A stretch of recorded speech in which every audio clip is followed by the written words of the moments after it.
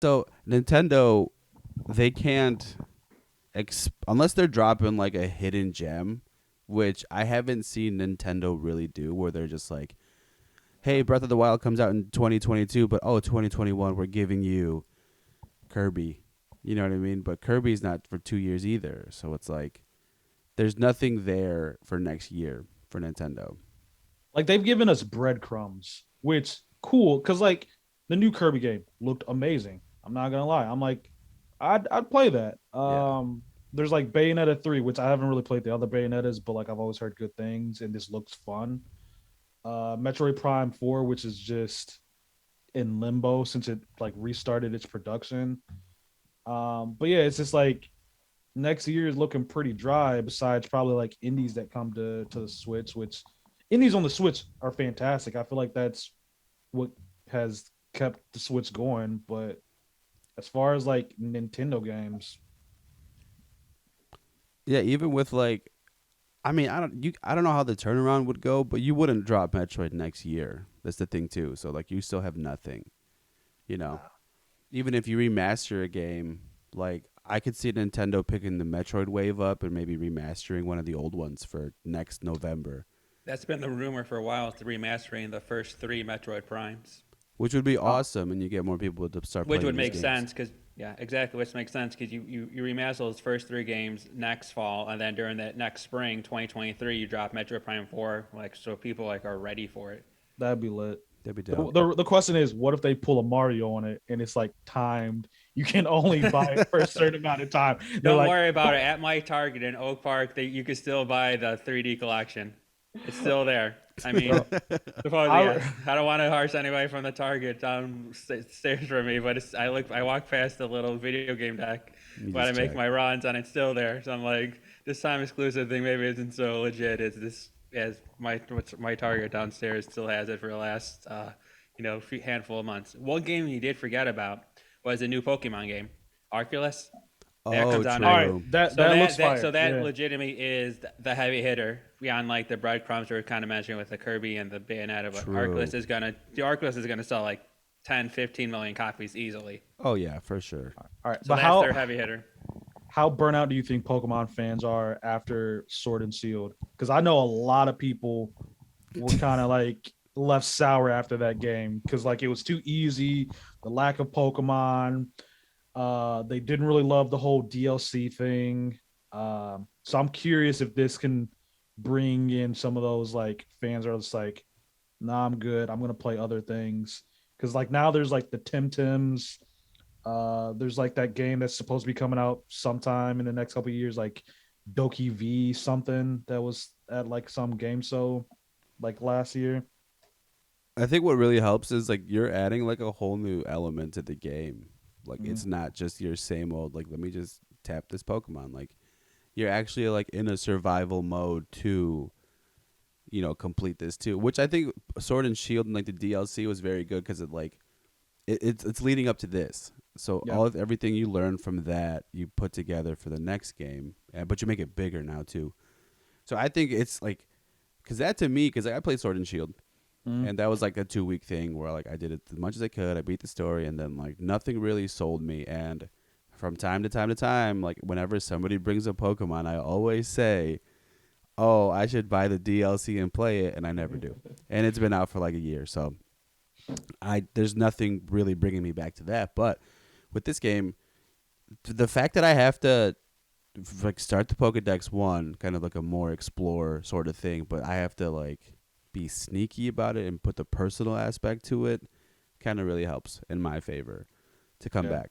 Just because also too you have Brilliant Diamond and what is it, Shining Pearl coming out soon too, if Oh not yeah, out I already. forgot about the remakes. Yeah. Yeah, so you have Pokemon Fever right now, and Go is trying. They're doing a lot, man. I feel Maybe like maybe this will be the renaissance of Pokemon.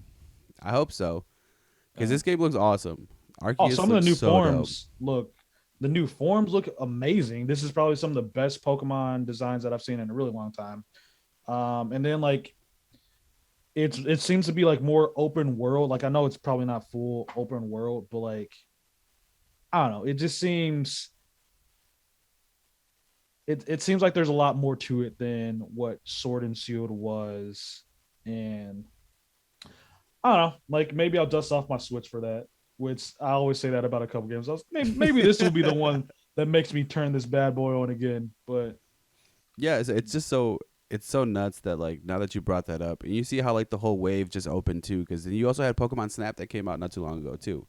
So it's like Pokemon Fever in a time when Nintendo, Pokemon Unite, yeah, which I that heard too. that I've seen a lot of people really get into that. So like, yeah, I'm talking crap about Pokemon. Now I'm realizing like, yo, no, Pokemon is actually like it's been doing hit after hit because Pokemon Snap was like fire from everyone telling Mm. me. Pokemon Unite, I've seen a lot of people streaming it and just generally good thing about a Pokemon MOBA game. So Yeah, and like I said, they're getting a lot of updates to go too. Like you said, you were back in it. I jumped back in it a little bit I too. So it's like they're constantly like they've got raid seasons, they've got like winter or not winter, but like seasonal things going on, or like it's the Eevee hour where like if you don't jump in, you won't get a shiny Eevee. You know what I mean? So it's yeah, like they're adding all of these little things, and there's also Pokemon Masters too, which is that other mobile game too that yeah, also yeah, got yeah. an update for like I think the anniversary was this year too. So everyone's getting updates. So it's like Pokemon's the only one that I think is like not keeping the Switch afloat, but like keeping it on the table for like heavy hitter games. It's a Like lifeline for sure. Because like yeah, like everything else we're waiting on. Um, I mean, Metroid Dread did just come out, and so far all the reviews that I've seen is saying it's a banger. did you try it Uh, last night? Yeah, Did I you put get an hour into it. ooh, I like it quite what's a bit. I like the music. It gives like kind of like an aliens at kind of like aliens kind of scary vibe. It's very like sparse. If you definitely feel like you're the only person on this isolated planet, and yeah, it's good so far. I'm on the first boss battle and I'm trying to figure out the pattern. So I like that. So it's like definitely has that like classic. Okay, let me try to figure out the pattern of these bosses and such. So and the robot mechanic, the EMMI, it's pretty cool. Those uh, are like the deadly robots that like kind of chase you, and then you have to kind of like be stealth or like trying to run away. Those yeah. sequences are fun. It's But funny. it's This like is it adds a new element because like most times like Metroid is kind of about like taking your time and exploring and trying to find every nook and cranny. Like, that looks like a crack. Let me shoot it. Oh, it blew up. Oh, there's a secret pathway. And then like with the possibility of that robot coming to attack you, kind of have to be like on alert. You don't have that area. You don't have that like that sense of calm. Hmm. interesting. So Does, it adds like as the title says, it adds some dread to it. Uh, But it is cool because you can defeat the robots. Like hmm. so okay, cool. like and they kind of say like so after you defeat the robot, then like that area becomes more classic Metro. Like okay, let me really explore. Let me really kind of jump on this wall.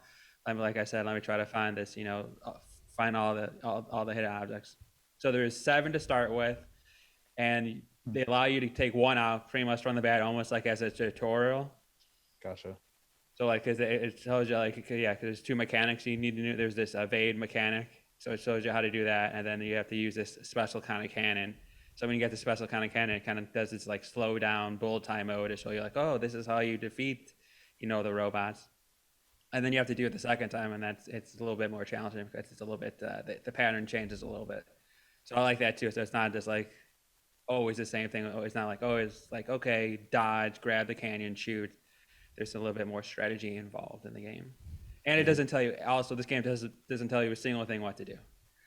I'm just like you're just kind of like I'm just I was playing for an hour. I was like I guess I'll stop now because I'm at the boss battle. But if I was in a boss battle, I would just be like I was like there's no like okay I'm at like a certain stopping point. You're just kind of like always kind of exploring up and down and like going left, then going right, then going back. It's like in any Metroid, you gain new abilities, and as you gain new abilities, you're able to like open up new doors. So all of a sudden, like, oh, that area I couldn't get to, but now I have the charge cannon, so now I can open this door. So Does it how's plays well. It plays well. It plays well with it mixes the old of exploration with a little bit with some of the new, and the game looks really good. It's a very good looking game. It's probably one of the best looking Switch games wow. I've played in a while. It's really really Yeah. good. I'm like really looking at it and like looking at the textures and really magnifying it out. It's like, this is that a clean texture? Did that look jagged? Like, nah, these look all super smooth. Nice. And Okay. on the base too.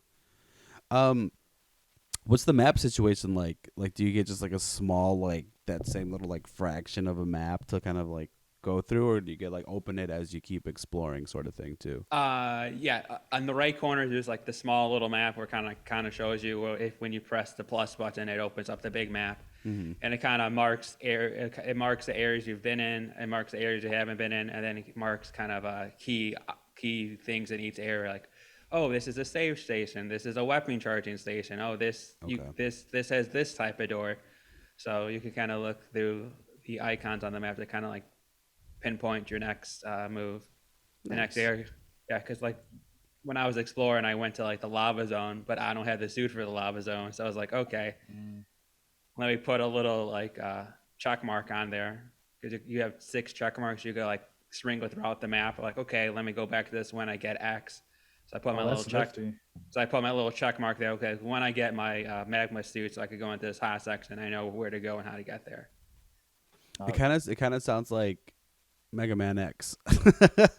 Yeah, Metroid and Mega Man, Metroid and Mega Man Mega Man, Metroid. No, I'm sorry, Mega Man, Metroid, and Castlevania all kind of have The same similar, yeah, structure. similar vibes. Yeah, they're all in like the uh, same like family tree of like the gameplay styles. Metroidvania games. But yeah, Yep. like the whole marker system, that sounds fantastic. Just because like I remember like what is it, Metroid Fusion and then Zero Mission, Mhm. fantastic games. But my little wee little brain as a child playing those, not having like a marker system, I would always get like hella lost and get super frustrated. So yeah, like having a marker system, they're bringing into modern times because Lord knows, like sometimes those maps can get a little confusing. I might be in the minority with that, but like I got mad confused playing those back in the day. And I'm sure Yeah. I'd still get confused to this day. Which is why I asked like the map, because I know like some games like they'll give you like a bigger chunk of map, or some of them will just be like super stingy about it. So it's like if you get like a not like the best map, but like if you get a decent chunk, you can maneuver around pretty well and like remember a pretty good amount of things. So unless like I think what was it like Hollow Knight, where it's just like nothing, and then you go about it, and then slowly it starts opening itself up, Mm. and it's like I'm lost already. Like I don't even know where I'm at. So I could dig it. Yeah, definitely. I'm thinking about it, Mikey B. Dust off my Switch and coming back, but That might be my again, reason to dust off the Switch. Plus, the collector's edition looks pretty clutch. Get an art book. oh, true. I saw that. Then like I don't really care about the little Nintendo amiibo things, but this It one, shows, bro. Just kidding. the amiibo looks pretty dope. Like this might be the thing to make me sill for Nintendo again. And this is how they get me. Nintendo, I feel like Nintendo is an abusive relationship. They just neglect you and like gaslight you, and then they'll do one nice thing. You're just like they'll give you a breadcrumb. They'll give you one game. That's like they care, I'll give you yo. no exclusives for a year, but here's a little toy. You might like Exactly. it. Exactly, man. Exactly. But Did you originally get your Switch for Animal Crossing? Was that the reason? yes. You want to know how long I played Animal Crossing? Sure, Played it why for not? like I'm I, thinking months, like many people during the pandemic. It was your comfort food. After a rough day at work or whatever, you would play it and be like, ah, this is relaxing. So I'm assuming months, Albert. Hundreds of hours you put into Animal Crossing. Hundreds. I played it for like 3 weeks, maybe four tops. I'm gonna say a month tops.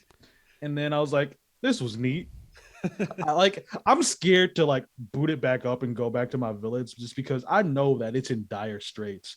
I know weeds are everywhere. I know my neighbors have just destroyed it. It's gonna be a sad time if I ever boot it back up. But they have Pokemon T-shirts. Oh, Oh, I gotta log in. see, that's the thing too, man. Like with Animal Crossing, like I saw Hannah play it, and it looks fun and all, but like it gets very like pigeonholed at one point. You're like, okay, like I gotta Yeah. poke the weeds out. But then like I've been seeing Nintendo's just dropping a lot of like collaboration pieces with it. Pokemon Gear's in there. Like every kind of game gets tied into Animal Crossing. So like They need to I get on think that Fortnite level with the collabs. Like what did Fortnite just do? They did a collab with like some fashion brand. I forget the just saw name. that The Simpsons collaborated with Balenciaga, and I don't know if Balenciaga Okay, is yeah. making Fortnite did it runs. with it was Balenciaga that they did it. Like, look, I need some Nintendo Animal Crossing Balenciaga collabs. Which this is like it's like a whole nother like conversation in itself, and we're about to get kicked off this meeting in about a minute. But like Mm. everything is leaning towards gamers these days. Like, dude, look at Fortnite. Fortnite and Balenciaga. You'd never think like in a million years that a high-end fashion company would be like, let's see what the video game world's doing. Like, let's do something with that. And now it's a This thing. whole weird metaverse that's being created, It's and fucking nuts. yeah, I don't know, man. This All right. this next generation is gonna be raised on Fortnite, and that's crazy.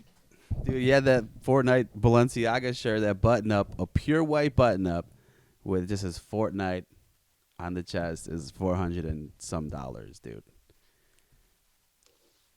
Yikes. As the kids say, sheesh. True. Yeah, $495, bro, for that, and I think the hat's like $200.